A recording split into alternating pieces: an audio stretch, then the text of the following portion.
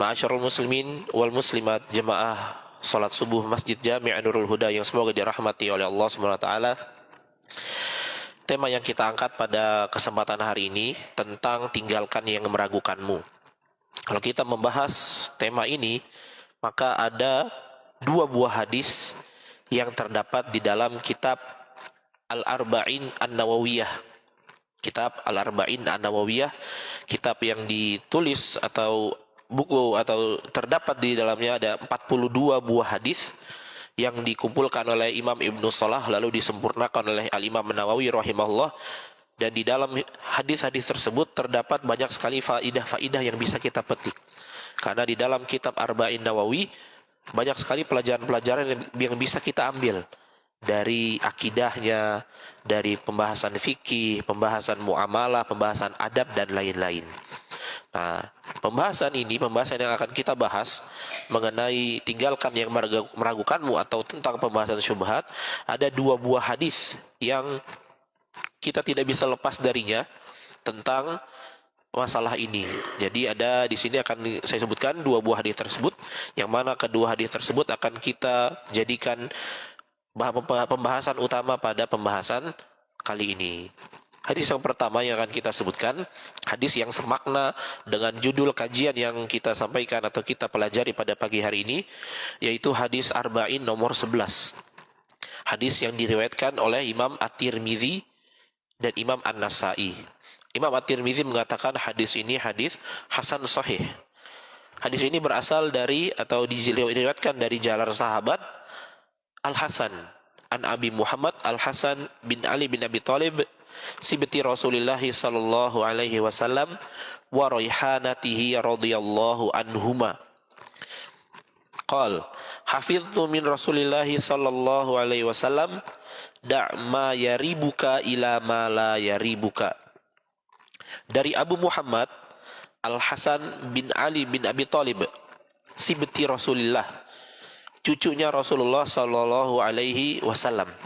Karena kita ketahui Al-Hasan bin Ali bin Abi Thalib merupakan cucu Rasulullah sallallahu alaihi wasallam. Di dalam kata bahasa Arab di sini disebutkan sibtun. Kalau dalam bahasa Arab sibtun itu artinya adalah cucu dari jalur anak perempuan. Adapun kalau cucu dari jalur anak laki-laki dalam bahasa Arab dinamakan hafidun. Jamaknya hafadah. Nah, di sini disebutkan sibtun karena memang Al-Hasan bin Ali bin Abi Thalib merupakan cucu Rasulullah dari jalur putrinya yaitu Fatimah Az-Zahra.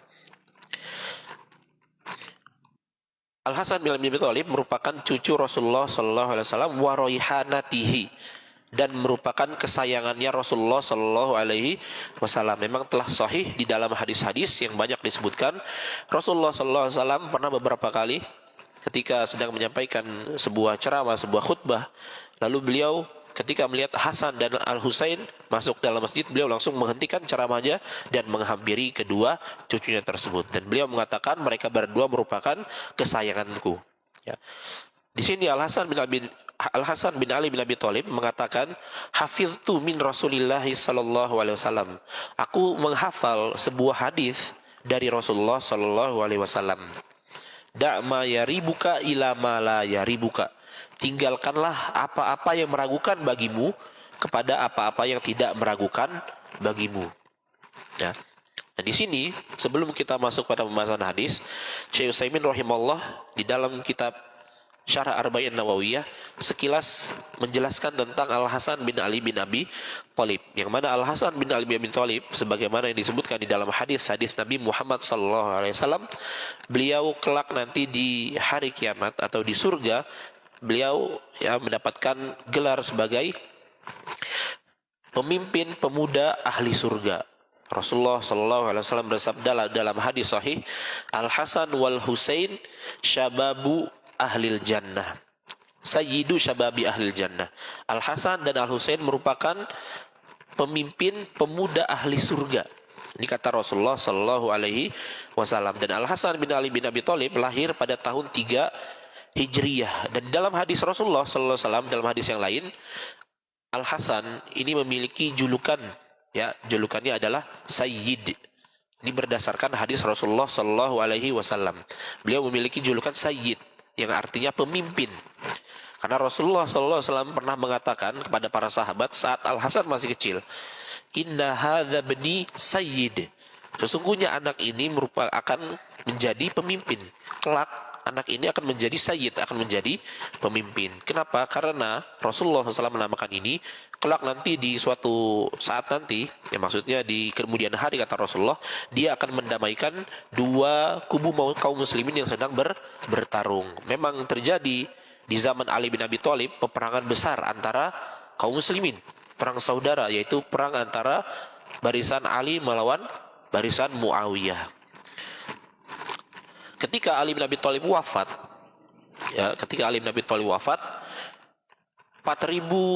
orang-orang Kufah mendatangi Al Hasan, mendatangi putranya Ali bin Abi Thalib, lalu membaiat Al Hasan, hingga akhirnya Al Hasan menjadi pemimpin kaum muslimin pada saat itu, setelah meninggal ayahnya yaitu Ali bin Abi Thalib. Ketika Al Hasan melihat peperangan antara barisan Ali dan Muawiyah belum selesai, padahal saat itu ayahnya sudah tidak ada, ayahnya sudah meninggal, Ali bin Abi Thalib, tapi peperangan masih belum selesai, hingga akhirnya Al Hasan bin Abi Thalib menyerahkan kekuasaannya kepada salah seorang sahabat Nabi Muhammad SAW, yaitu Muawiyah bin Abi Sufyan.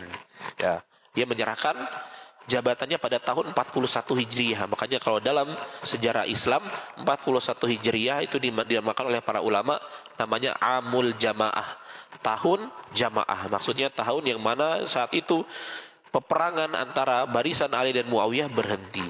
Memang karena ketika Al Hasan bin Ali bin Abi Thalib menyerahkan kekuasaan kepada Muawiyah, otomatis perang berhenti. Terjadi perdamaian di mana-mana. Ya, karena Al Hasan istilahnya kalau bahasa sekarang ngalah. Ya, dia tidak ingin terjadi banyak pertumpahan darah antara kaum muslimin, karena efeknya sangat besar sekali. Perang saudara antar kaum muslimin banyak ya memakan korban jiwa. Di antaranya adalah para sahabat Nabi. Padahal para sahabat Nabi radhiyallahu anhu mereka adalah pelopor dakwah Nabi Muhammad SAW. Kalau mereka wafat, maka banyak sekali kerugian-kerugian yang bisa dialami atau didapatkan oleh umat-umat terdahulu. Nah, di sini akhirnya Al Hasan bin Abi Thalib menyerahkan kekuasaan kepada Muawiyah bin Abi Sufyan, dan akhirnya damai. Terjadi perdamaian antara barisan Ali dan barisan Muawiyah. Akan tetapi orang-orang Khawarij dan orang-orang Syiah Rafidhah sangat membenci Al Hasan. Kenapa? Karena masalah ini. Ya, karena dia menyerahkan kekuasaan kepada Muawiyah bin Abi Sufyan, yang membuat orang-orang Khawarij dan orang-orang Syiah sangat membenci Al Hasan bin Ali bin Abi Thalib. Nah, Al Hasan secara global, secara umum memang dia lebih utama daripada saudaranya sendiri, yaitu Al Husain. Makanya kalau seandainya orang-orang Syiah Rafidhah mereka mengagungkan Al Husain, harusnya mereka lebih mengagungkan Al Hasan. Kenapa? Karena dia lebih utama dari Al Husain, dan banyak dalil-dalil yang menunjukkannya. Dan Al Hasan bin Ali bin Abi Thalib wafat pada tahun 49 Hijriah di usia 41 tahun atau 42 tahun, dan beliau dikuburkan di pemakaman Baqi' di Madinah. Kemudian kita masuk pada pembahasan hadis yang telah kita sebutkan tadi. Da'ma yaribuka ila ma la yaribuka. Tinggalkanlah segala hal yang meragukan bagimu kepada hal-hal yang tidak meragukan bagimu. Dalam hadis ini terdapat banyak sekali faedah yang bisa kita ambil. Di antaranya yang pertama, sebagaimana yang dijelaskan oleh Al-Imam Ibn Rajab Al-Hanbali di dalam kitabnya Jami'ul Ulum wal Hikam, tatkala beliau mensyarah hadis ini, Al-Imam Ibn Rajab Al-Hanbali mengatakan hadis ini merupakan hadis yang panjang. Karena di dalam hadis ini juga disebutkan tentang doa kunut witir. Kan tapi Imam An-Nawawi rahimahullah tidak membawakan hadis ini secara keseluruhan, gak semuanya dibawakan. Yang dibawakan oleh Imam An-Nawawi hanya syahidnya saja, hanya potongan hadis yang sekiranya mewakili tentang pembahasan yang akan dituju oleh Imam An-Nawawi rahimahullah. Kemudian di antara pelajaran yang bisa kita ambil dari hadis ini adalah ini merupakan mukjizat Nabi Muhammad SAW, yaitu Rasulullah SAW memiliki mukjizat yang bernama Jawami'ul Kalim. Ya, Jawami'ul Kalim. Yang dimaksud dengan Jawami'ul Kalim adalah kalimat yang ringkas akan tetapi memiliki makna yang padat. Rasulullah SAW banyak sekali disebutkan di dalam hadis-hadis Beliau menyebutkan kalimat yang ringkas, tapi maknanya sangat dalam. Seperti hadis ini, tinggalkan apa yang meragukan bagimu. Kita diperintahkan Rasulullah untuk meninggalkan seluruh yang meragukan bagi kita, baik itu dalam masalah muamalah, masalah ibadah, dan lain-lain. Ya. Dan banyak juga hadis-hadis yang disebutkan, bahkan di dalam kitab Arba'in Nawawi juga banyak hadis-hadis yang terkandung mukjizat jawami'ul kalim. Maknanya, kalimatnya ringkas tapi maknanya sangat padat. Sebagaimana hadis yang pertama disebutkan innamal a'malu binniyat. Sesungguhnya amalan itu tergantung niatnya. Atau hadis yang lain juga banyak sekali. Ini menunjukkan bahwa Nabi Muhammad SAW memiliki mukjizat, yaitu jawami'ul kalim. Kalimat yang beliau ucapkan sedikit, ringkas, tapi maknanya sangat padat. Dan ini juga termasuk keberkahan para ulama terdahulu. Mereka kalau berbicara sedikit tapi maknanya sangat banyak. Kalau kita ungkapkan dalam satu kertas, misalkan seorang ulama menulis atau berbicara tentang satu paragraf, tapi kalau disyarah, kalau dijelaskan panjang lebar bisa 1-2 halaman penjelasannya. Berbeda dengan orang-orang di zaman sekarang.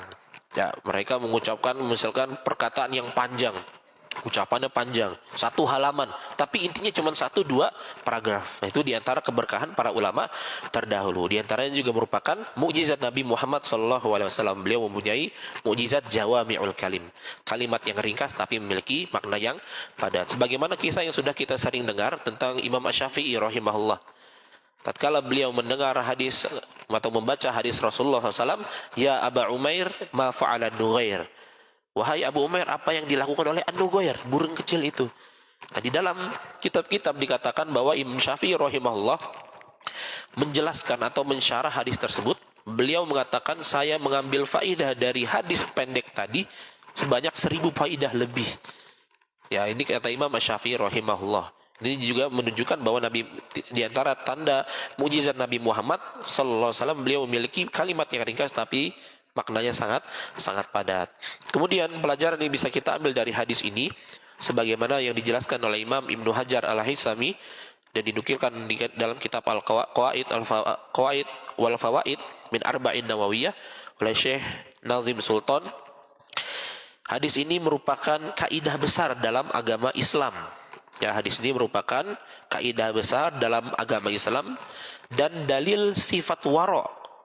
Ya, hadis ini merupakan kaidah besar dalam agama Islam dan menjadi dalil sifat wara' yang merupakan kebiasaan orang-orang bertakwa. Dan sifat wara' dijelaskan oleh seorang tabi'in yang bernama Ibrahim bin Adham. Wara' ini 3 hal. Ya, wara' ini mencakup 3 hal, kata Ibrahim bin Adham.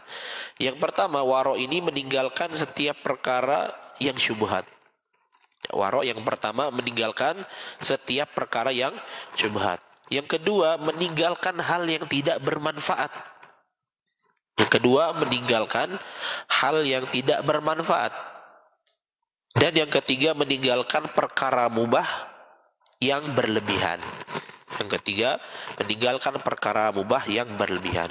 Nah, wara', kata Imam Ibrahim bin Adham, itu ada 3. Meninggalkan hal yang syubhat. Yang kedua, meninggalkan hal yang tidak bermanfaat. Dan yang ketiga, meninggalkan perkara mubah yang berlebihan. Ini yang dimaksud dengan sifat wara'. Nah, ini adalah diantara bentuk kehati-hatian. Kalau kita melihat ada sesuatu yang syubhat, maka lebih baik kita tinggalkan. Atau kita misalkan, ya banyak yang kita hadapi, banyak sekali perkara-perkara yang tidak bermanfaat dan melalaikan waktu. Maka diantara sifat wara' kita tinggalkan perbuatan tersebut. Al-Imam Al-Hasan Al-Basri rahimahullah mengatakan, mazalati taqwa bil muttaqin hatta taraku katsiran minal halal makhafatal haram. Senantiasa sifat takwa itu melekat pada orang-orang yang bertakwa selama dia meninggalkan banyak perbuatan yang halal, khawatir terjatuh pada perbuatan yang haram. Di perkataan Imam Hasan Al-Basri mengandung faedah yang sangat besar di sini. Orang yang bertakwa, dia itu akan tetap pada ketakwaannya. Dia senantiasa dibilang takwa, orang yang bertakwa. Selama apa? Selama dia banyak meninggalkan hal-hal yang halal. Yang ditinggalkan hal yang halal, bukan hal yang mubah. Apa alasannya? Makhofatal haram. Khawatir dia terjatuh pada perbuatan yang haram. Jadi bukan dalam rangka mengharamkan apa yang Allah halalkan, tidak. Ya, ini dia ya mengatakan Imam Al Hasan Al Basri rahimahullah, takwa itu senantiasa melekat pada seseorang sampai dia itu meninggalkan banyak yang halal, takut terjatuh pada perbuatan yang haram. Contohnya tentang makan, kita makan hukumnya apa? Mubah, boleh. Bahkan makan itu bisa menjadi wajib kalau makan itu bisa mendukung ibadah kita, bisa menyambung kehidupan kita. Nah, makan kalau kita berlebihan, maka bisa menjadi haram. Biasa kita makan 1 piring, tapi kita makan 3 sampai 5 piring, Pak. Itu bisa jadi perbuatan yang haram. Kenapa? Gara-gara kebanyakan makan jadinya apa? Pengennya tidur. Ya, susah ibadah. Susah misalkan bangun pagi. Nah, itu bisa menjadi hal yang haram. Nah, makanya kata Imam Hasan Al-Basri, orang yang bertakwa dia itu banyak meninggalkan perkara-perkara yang halal. Kenapa? Takut berlebihan. Ya, khawatir bisa berlebihan. Kemudian pelajaran yang kita bisa ambil dari hadis ini diantaranya adalah hadis ini juga termasuk kaidah besar dalam agama Islam.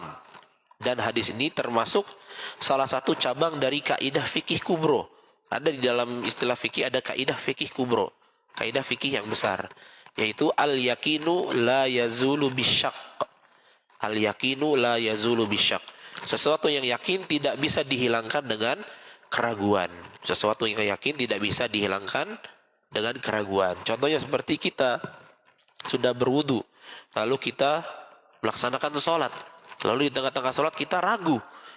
Ya, apakah kita tadi udah wudu apa belum? Ya, kalau kita yakin bahwa kita memang sudah berwudu tadi, maka kita harus buang keraguan tersebut. Kita harus membangun di atas keyakinan bahwa kita sudah berwudu. Itu contohnya, salah satu contohnya. Al-yakinu la yazulu bisyak. Sesuatu yang yakin tidak bisa dihilangkan dengan keraguan. Kemudian yang bisa kita ambil atau pelajaran yang bisa kita ambil dari hadis ini, sebagaimana yang dijelaskan oleh Syekh Muhammad bin Shalih Al-Utsaimin, adalah anjuran untuk meninggalkan segala hal yang menimbulkan keraguan. Ya, anjuran untuk meninggalkan segala hal yang menimbulkan keraguan. Ini kata Syekh Utsaimin rahimahullah. Contoh yang diantara bentuk meninggalkan keraguan, ya saya memberikan contoh di sini adalah mengambil harta yang bukan miliknya, ya mengambil harta yang bukan miliknya. Dia mengambil harta yang bukan miliknya. Karena apa? Karena misalkan contohnya seperti ini, Pak. Dan ini memang contoh yang banyak sekali terjadi di masyarakat kita. Ada seseorang, dia ini memiliki sebuah yayasan. Dia memiliki sebuah yayasan. Dia mengatur segala hal yang ada di dalam yayasan tersebut, baik dari keuangan dan lain sebagainya. Nah, dia ini, ya, contohnya di sini, dia mengambil harta yang bukan miliknya. Maksudnya apa? Dia tidak memisahkan mana harta dia dan mana harta umat. Padahal harusnya dia bisa. Dia harus bikin pembatas. Beda tuh. Mana harta pribadi, mana harta umat. Nggak boleh dicampur. Kalau seandainya dicampur, dia bisa jatuh pada perbuatan ini. Dia bisa jatuh pada perbuatan syubhat. Kenapa? Karena kalau dia ambil, dia nggak tahu tuh yang dia ambil itu uang pribadi atau uang umat. Ya, dan ini memang terjadi banyak ya di masyarakat kita. Orang yang mengelola yayasan tapi tidak perhatian dalam masalah tersebut. Akhirnya apa? Jatuh pada perbuatan yang syubhat. Bisa jadi pada perpecahan dan lain sebagainya. Nah, kemudian di sini Syekh Utsaimin rahimahullah menyebutkan contoh lain dari meninggalkan perbuatan yang meragukan. Beliau pertama menyebutkan di sini adalah contoh meninggalkan perbuatan meragukan dalam masalah sholat. Sebagaimana tadi saya sebutkan. Ada seseorang yang dia berwudu, kemudian dia sholat. Tapi dia ragu apakah wudunya itu batal atau tidak. Maka apa yang harus dia lakukan? Da'ma yaribuka ilama yaribuka. Yang harus dia lakukan adalah tinggalkan hal yang meragukan baginya kepada hal yang tidak meragukan. Kalau dia sudah yakin tadi sudah berwudu dan belum batal, maka dia harus membangun keyakinan bahwa dia itu masih belum batal. Contoh yang lain disebutkan oleh Syekh Utsaimin di sini adalah orang yang di pakaiannya terdapat najis. Ya, di dalamnya terdapat najasah atau najis. Lalu dia membersihkan najis tersebut, dia cuci. Ya, dicuci pakaiannya. Ketika sudah dicuci pakaiannya, udah kering, dan dia pengen pakai lagi pakaiannya, muncul keraguan di dalam dirinya. Ini kira-kira najisnya udah hilang apa belum? Akhirnya apa? Dia mencuci lagi yang kedua kalinya. Dan dia mencuci yang kedua kali ini merupakan perbuatan yang syak, perbuatan yang meragukan. Karena kalau dia menghadapi hal tersebut, harus dia mengambil hadis tadi, da'ma yaribuka ilama yaribuka. Tinggalkan yang meragukanmu kepada apa yang tidak meragukan bagimu. Contohnya lagi disebutkan oleh Syekh Utsaimin di sini adalah orang yang menikah, melakukan akad pernikahan. Kan kalau orang nikah ada dua saksi. Nah, dia bingung sini apakah saksinya itu orang yang baik atau enggak. Nah, kalau dia bingung dalam hal tersebut, sementara akad nikah sudah berjalan, sudah selesai, maka kembali kepada hukum asal, bahwasanya hukum asal dalam akad itu adalah sah. Ya, hukum asal dalam akad hukumnya adalah sah sampai datang dalil yang menunjukkan sampai datang dalil yang menunjukkan tentang buruknya atau batalnya akad tersebut. Dan banyak lagi contoh-contoh yang disebutkan oleh para ulama dalam permasalahan ini. Apabila kita terjadi atau bila kita mengalami hal tersebut, maka kita harus membuang keraguan tersebut. Contohnya juga kalau kita dalam masalah sholat, sujud sahwi, ya, tentang pembahasan sujud sahwi. Kan ada pembahasan sujud sahwi itu kalau kita kurang sama kalau kita lebih. Kalau kita kurang gerakan atau kurang bacaan sholat, maka bisa kita tambal dengan sujud sahwi sebelum salam. Tapi kalau lebih, kita bisa tambal dengan sujud sahwi setelah salam. Nah, bagaimana dijelaskan oleh para ulama dan juga disebutkan dalam hadis Nabi, kalau kita ragu dalam sholat kita. Misalkan kita sholat isya 4 rakaat. Di rakaat ketiga kita itu ragu, kita lupa. Sekarang rakaat berapa ya? Nah, kata para ulama dijelaskan, kalau kita ragu di dalam jumlah rakaat sholat kita, maka kita coba cari dulu, ingat-ingat dulu, kita sekarang di rakaat berapa. Kalau kita bisa menentukan, oh ternyata saya di rakaat ketiga, maka nanti di akhir dia tetap sujud sahwi setelah salam. Tapi setelah dia ingat-ingat, ya di sekarang rakaat berapa ya, dia nggak ingat-ingat tuh. Sampai akhir mau salam dia nggak ingat-ingat, maka dia harus sujud sahwi sebelum salam. Jadi intinya kita diperintahkan untuk membuang keraguan, dan keraguan itu juga wajar terjadi pada manusia. Kita sebagai manusia pasti akan pernah mengalami keraguan. Beberapa kali juga saya pernah kalau sholat sendiri, terkadang kita pernah sholat sendiri, lupa sekarang rakaat berapa ya. Nah, kalau kita mengalami hal tersebut, maka kita cari dulu. Kita pastikan dulu, kita ada di rakaat berapa. Kalau kita udah pastikan, oh ternyata saya segini, kurang segini atau lebih segini, maka kita bisa tambal dengan sujud sahwi setelah salam. Wallahu a'lam. Kemudian di antaranya di sini Imam Ibnu Rajab Al-Hambali rahimahullah di dalam kitabnya Jami'ul Ulumul Hikam memberikan satu contoh di antara perbuatan meninggalkan perkara yang syubhat adalah menjauhi diri dari perselisihan ulama, menjauhi diri dari ikhtilafnya para ulama. Kenapa? Karena dengan kita menjauhi diri dari perselisihan ulama dapat menyelamatkan diri kita sendiri dari perkara yang syubhat. Kata para ulama, ikhtilaf atau khilaf, terjadinya perbedaan pendapat antara para ulama, ini merupakan perkara yang syubhat. Ya.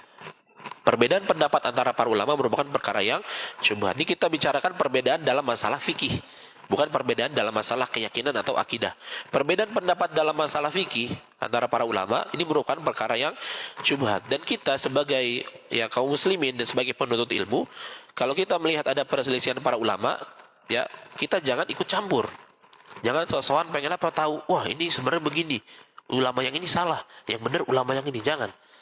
Kita sebagai penuntut ilmu yang ilmu kita masih kurang, ya sudah, kita dengar saja apa yang mereka perselisihkan, dan kita bisa menimbang sendiri dalil-dalil yang kuat. Lalu kita bisa memilih mana dalil yang paling kuat, lalu kita ikut pada dalil tersebut. Kita bukan mengikuti ulama, kita bukan mengikuti ustadz, tapi kita ikuti dalil. Makanya kata Imam Ibnu Rajab di sini, perselisihan ulama merupakan perkara yang syubhat.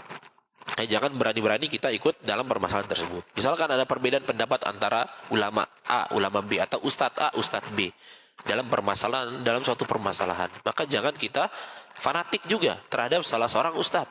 Wah, ustadznya ini ustadznya lebih senior. Wah, ini ustadznya doktor S3 lulusan Madinah. Ya, jangan seperti itu. Yang kita ikuti adalah dalilnya, bukan orangnya. Kalau kita mengikuti orangnya karena misalkan wah karena dia lebih senior, lebih lama berdakwah, atau kita ngikuti karena dia S3 di lulusan Madinah, maka kita terjatuh pada perbuatan yang salah. Ya, karena kita bisa masuk pada perbuatan yang fanatik. Fanatik buta. Hendaknya kita kalau terjadi perselisihan antara para ulama, lebih baik kita banyak diam. Ya, contohnya misalkan dalam masalah solat, masalah yang general bagi kita tentang saat kita mau sujud. Ya, itu kan terjadi perbedaan pendapat antara para ulama. Kalau kita pengen sujud, yang turun duluan lutut atau tangan. Ya, ulama A bilang tangan duluan, ulama B bilang lutut duluan. Ya, makanya kita kalau menghadapi hal tersebut, pertama yang kita lakukan adalah kita cari dulu dalilnya. Mana dalil yang paling kuat? Kalau menurut kita kuat dan menurut keterangan lain kuat, maka kita ikuti dalil tersebut meskipun terjadi perbedaan pendapat antara ulama. Karena perbedaan pendapat para ulama itu beda-beda. Ada yang levelnya itu rendah, ada yang levelnya parah. Bahkan banyak juga para ulama yang itu saling hasad, saling dengki satu sama lain. Karena ada juga kitab bahasa Arab yang ditulis oleh Syekh Abdullah bin Husain Al-Maujan, judulnya Tahasudul Ulama, hasadnya para ulama. Kita kalau lihat di sini, ulama bisa hasad, apalagi orang-orang yang di bawahnya, apalagi para ustadz, apalagi orang-orang biasa. Maka tidak menutup kemungkinan hasad itu juga pasti akan terjadi. Bukan berarti hasad ini kita memperbolehkan, kita menganggapnya itu hal yang biasa, enggak. Ini memang merupakan perkara urusan manusiawi. Orang hasad itu sudah wajar. Bahkan disebutkan oleh ulama ini, Syekh Al-Maujan, tahasudul ulama, hasadnya para ulama. Jadi para ulama itu bisa saling hasad satu sama lain. Ya, banyak sekali contoh-contohnya, seperti contohnya Imam Bukhari dan gurunya Imam Az-Zuhli.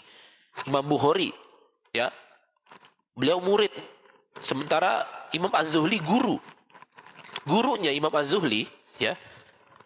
Padahal Imam Az-Zuhli adalah seorang guru, tapi dia hasad kepada muridnya. Ini adalah perkara yang sangat jarang. Biasanya kan kalau hasad itu antara orang yang selevel, ya, atau hasad dari atas dari bawah ke atas. Dan ini hasad dari atas ke bawah, dari guru ke murid. Nah, ini contoh nih ulama, dua-duanya ulama, tapi gurunya hasad kepada muridnya. Gara-gara apa? Gara-gara jemaahnya lebih banyak daripada dia. Nah, ini terjadi di umat kita, ya, di kalangan umat Islam, yaitu permasalahan hasad. Kesimpulannya di sini adalah hendaknya apabila kita mendapati perselisihan antara para ulama, hendaknya kita menjauhi diri kita. Kita jangan ikut campur dalam perselisihan antara para ulama. Kemudian di sini disebutkan atau dijelaskan oleh Syekh Abdul Muhsin Al-Abbad ketika mensyarah hadis ini. Beliau mengatakan hadis Arba'in nomor 11 ini, karena hadis yang tadi kita sebutkan, hadis Arba'in nomor 11 ini memiliki hubungan yang erat dengan hadis Arba'in nomor 6. Hadis Arba'in nomor 6 bunyinya adalah Rasulullah SAW bersabda, hadis diriwayatkan Imam Bukhari dan Muslim, innal halala bayyinun wa innal harama bayyinun wa bainahuma umurun mushtabihat la ya'lamuhunna katsirun minan nas faman ittaqa syubuhat faqad istabra'a li dinihi wa irdihi. Sesungguhnya hal yang halal itu sudah jelas, hal yang haram juga sudah jelas. Wa bainahuma umurun mushtabihat. Di antara keduanya, di antara halal dan haram itu ada perkara-perkara yang syubhat, perkara-perkara yang masih rancu, belum jelas hukumnya. La ya'lamuhunna katsirun minan nas. Dan perkara yang rancu itu tidak diketahui oleh banyak manusia. Makanya kata para ulama di sini, perkara syubhat itu tidak diketahui oleh banyak manusia, tapi yang mengetahui adalah para ulama itu sendiri. Bahkan kata ulama, kita nggak bisa sembarangan mengatakan ini syubhat, itu syubhat. Ya, kita nggak bisa mengatakan, wah ini syubhat nih, itu syubhat nih. Kenapa? Kata para ulama, di dalam hadis disebutkan, la ya'lamuhunna katsirun minan nas.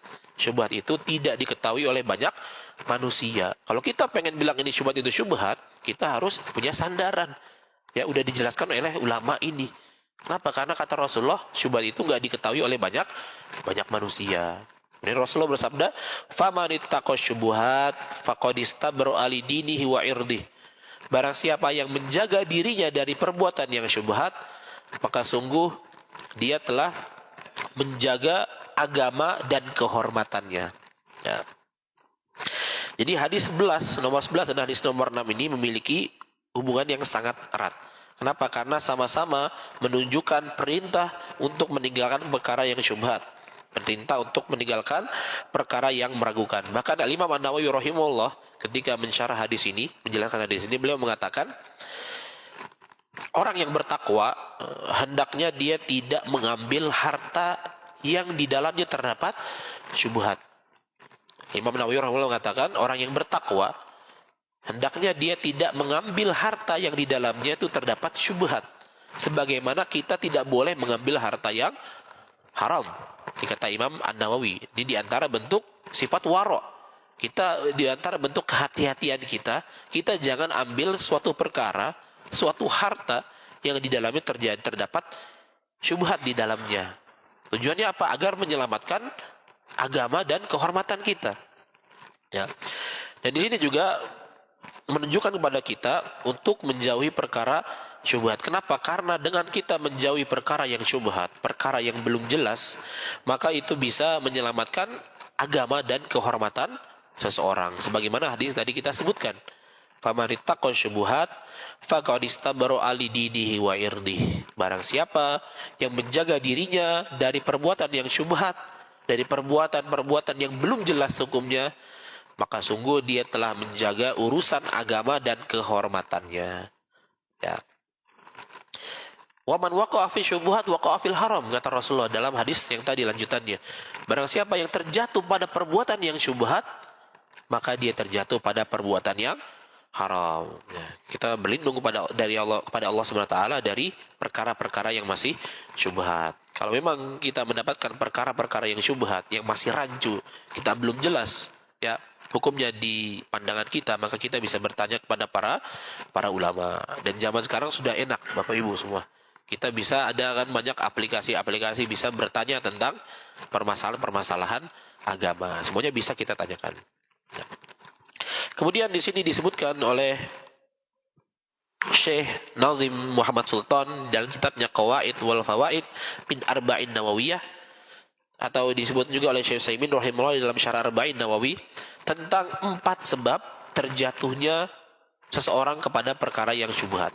Ada 4 sebab terjatuhnya seseorang dalam perkara-perkara yang syubhat. Dikata Syekh Utsaimin rahimahullah, beliau menjelaskan dalam Syarah Arba'in Nawawi. Di antara sebab pertama seseorang itu terjatuh pada perbuatan yang syubhat adalah qillatul ilmi, sedikitnya ilmu. Ya, sedikitnya ilmu. Yang dimaksud ilmu adalah ilmu agama. Orang yang ilmu agamanya sedikit, pasti dia akan mudah terjatuh pada perkara yang syubhat. Itu sebab yang pertama, kata Syekh Utsaimin. Yang kedua, qillatul fahmi, dangkalnya pemahaman. Ya, sebab kedua terjatuhnya seseorang ke dalam perbuatan yang syubhat adalah qillatul fahmi, dangkalnya pemahaman, buruknya pemahaman seseorang terhadap sesuatu. Sebagaimana Rasulullah pernah mensifati orang-orang Khawarij. Ya, orang-orang Khawarij nanti setelah kalian akan ada orang-orang Khawarij yang mereka itu keluar seperti busur panah yang keluar dari seperti anak panah yang keluar dari busur panah. Ciri-cirinya kata Rasulullah adalah hudatsaul asnan sufahaul ahlam. Ciri-cirinya adalah mereka usianya muda-muda. Dan yang kedua, ciri-cirinya akalnya buruk. Ya, pemahamannya buruk. Maka orang-orang Khawarij di zaman para sahabat, mereka tuh hafal Al-Qur'an. Ya, maka kata Rasulullah, kalian gak bisa membandingkan ibadah kalian dengan mereka. Salat mereka lebih baik daripada kalian. Maksudnya lebih getol, lebih rajin. Puasa mereka lebih rajin daripada kalian. Tapi apa? Al-Quran itu tidak sampai lewat dari tenggorokannya. Maksudnya apa? Al-Quran atau hadis yang mereka baca, mereka ketahui, ya, tidak sampai ke dalam hati mereka. Kenapa? Karena buruknya pemahaman. Ini sebagaimana Khawarij yang ada di zaman dahulu sampai zaman sekarang. Mereka pemahamannya dangkal. Kemudian yang kedua, atau yang ketiga, di antara sebab terjatuhnya seseorang kepada perbuatan yang syubhat adalah at-taqsiru fit tadabbur. Ya. tidak pandai dalam tadabbur atau tidak pandai dalam membaca kondisi. Ya, yang ketiga tidak pandai dalam membaca kondisi. Ini diantara sebab terjatuhnya seseorang pada perbuatan yang syubhat. Dia nggak pandai. Ini ternyata ini adalah perbuatan yang syubhat. Ini adalah fitnah. Kalau dia nggak bisa membaca tersebut, maka dia akan mudah terjatuh pada perbuatan yang fitnah, perbuatan yang syubhat. Makanya kata Imam Al-Hasan Al-Basri rahimahullah, beliau mengatakan tentang fitnah, tentang syubhat. Al-fitnatu idza dhahara arafaha kullu alim wa idza adbara arafaha kullu jahil. Fitnah itu apabila datang maka akan diketahui oleh para ulama. Ya, fitnah itu kalau datang, syubhat itu kalau datang langsung diketahui oleh para ulama. Wa idza adbara arafaha kullu jahil. Tapi kalau fitnah itu sudah selesai, maka orang-orang yang bodoh baru menyadarinya. Ya, kalau misalkan ada fitnah, timbul syubhat di antara masyarakat, ulama langsung tahu tuh, wah ini fitnah, ini syubhat. Hati-hati, kita jangan sampai terjatuh pada perbuatan tersebut. Tapi orang-orang bodoh yang dia nggak menyadari tentang fitnah itu, dia akhirnya terjatuh pada perbuatan fitnah. Ketika fitnah itu sudah selesai, syubhat itu sudah selesai, dia baru sadar, oh ternyata ini begini, oh ternyata begitu. Ya, ini kata Imam Al-Hasan Al-Basri. Ya, di antara jatuhnya seseorang pada perbuatan yang syubhat, dia tidak bisa membaca kondisi. Dan bisa juga dia terburu-buru dalam menilai seseorang. Sebagaimana orang-orang Khawarij dahulu terburu-buru dalam menilai para sahabat. Ya, dia akhirnya apa? Terjadi pembunuhan Utsman bin Affan. Karena apa? Terburu-buru dalam menilai seseorang. Ya, di antara bentuk yang ketiga atau sebab ketiga terjatuhnya seseorang pada kerancuan, terjatuhnya seseorang pada perbuatan yang syubhat adalah tidak pandai dalam membaca kondisi. Ya, sebagaimana tadi disebutkan oleh Imam Hasan Al-Basri, fitnah atau syubhat itu kalau datang diketahui oleh para ulama. Tapi kalau sudah selesai baru diketahui oleh orang-orang yang bodoh. Kemudian yang keempat, sebab terjatuhnya seseorang pada perbuatan yang syubhat, ini merupakan sebab yang paling besar adalah su'ul qasdi, buruknya tujuan atau buruknya niat. Ya, niatnya jelek, tujuannya jelek. Tujuannya pengen merusak reputasi orang. Tujuannya ingin menghancurkan kehormatan orang.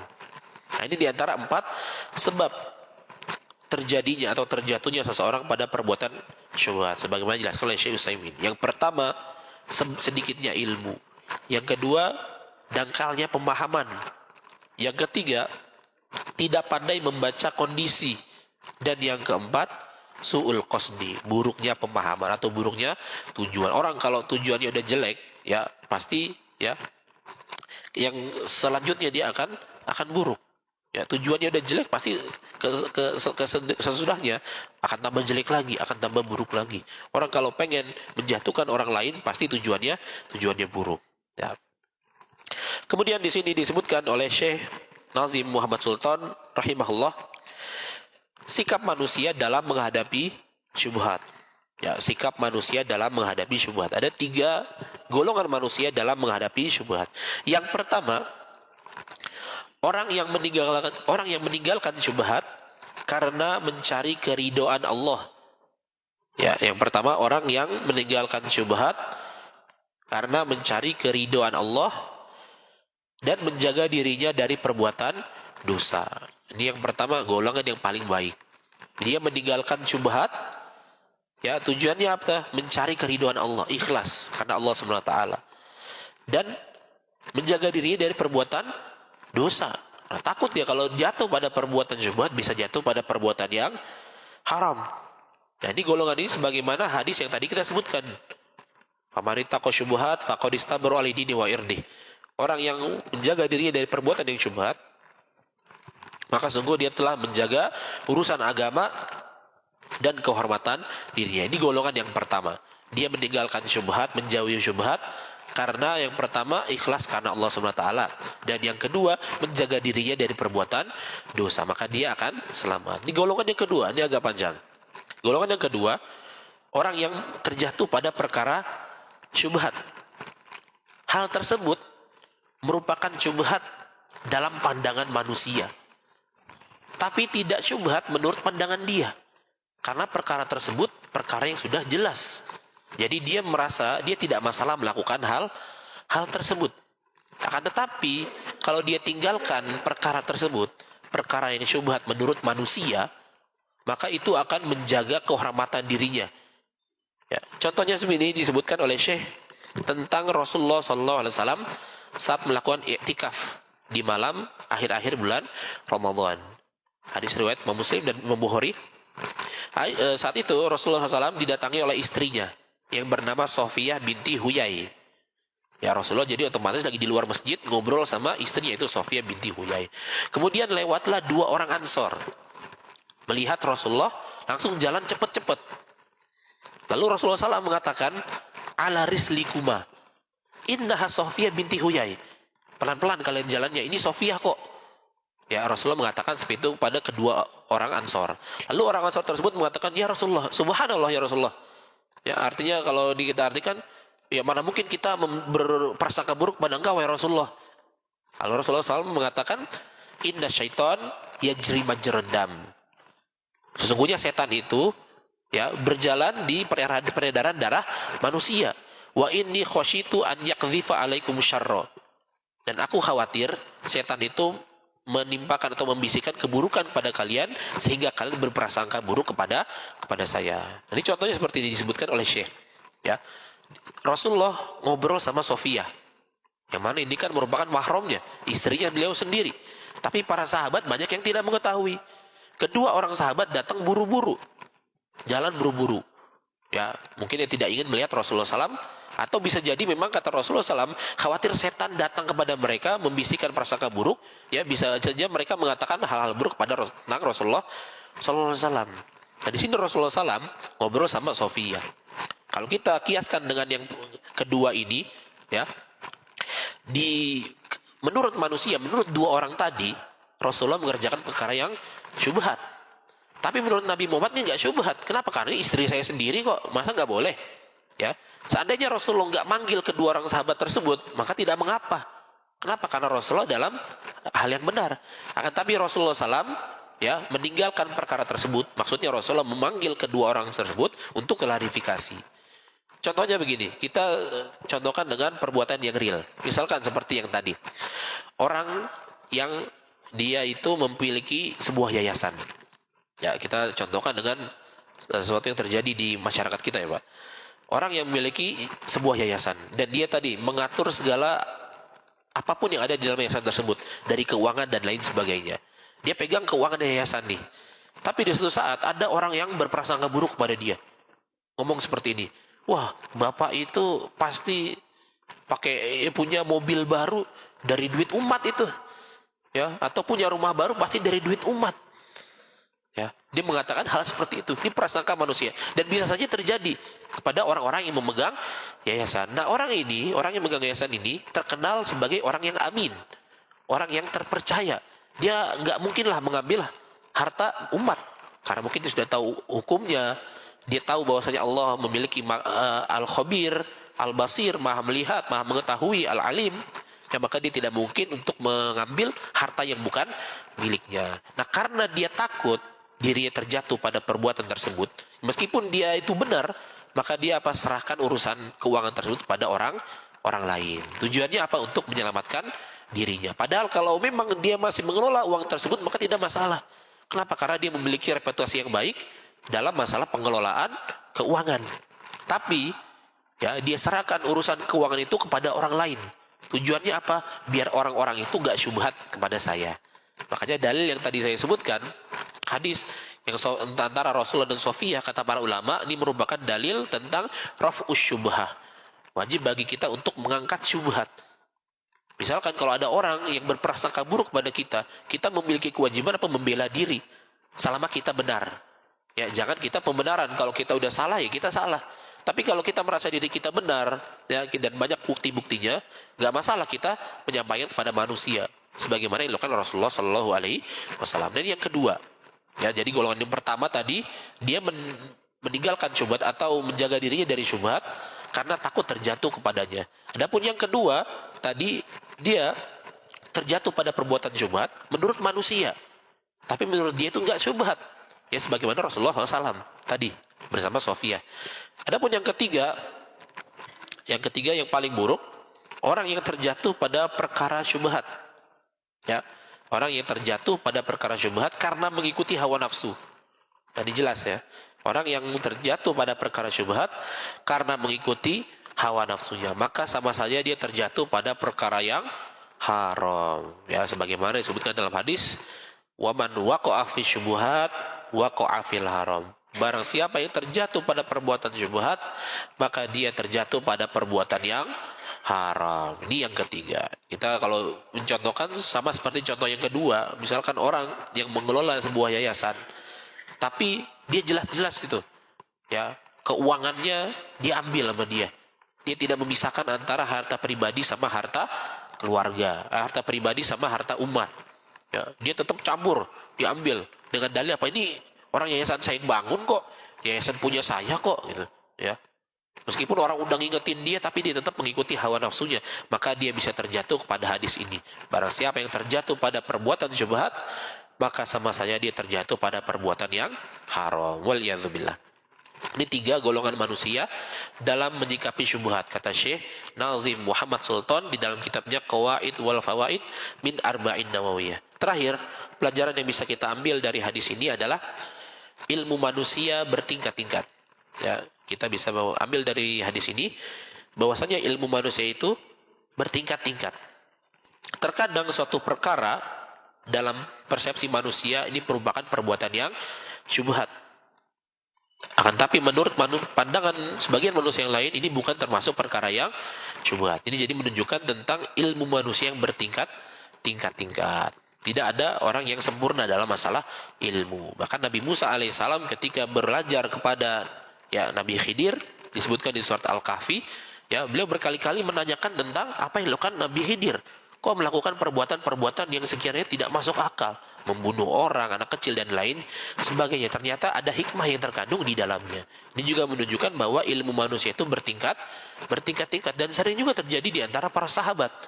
Ya, Umar bin Khattab, dengan Abu Musa al-Asy'ari contohnya. Ketika Abu Umar bin Khattab dan Abu Musa al-Asy'ari ingin datang ke rumah sahabat yang lain, ketok-ketok sampai 3 kali nggak keluar. Abu Musa ngajakin pulang. Tapi Umar mengatakan, loh kok pulang? Kenapa pulang? Abu Musa mengatakan, aku pernah dengar Rasulullah SAW mengatakan, al-isti'dzanu salasun.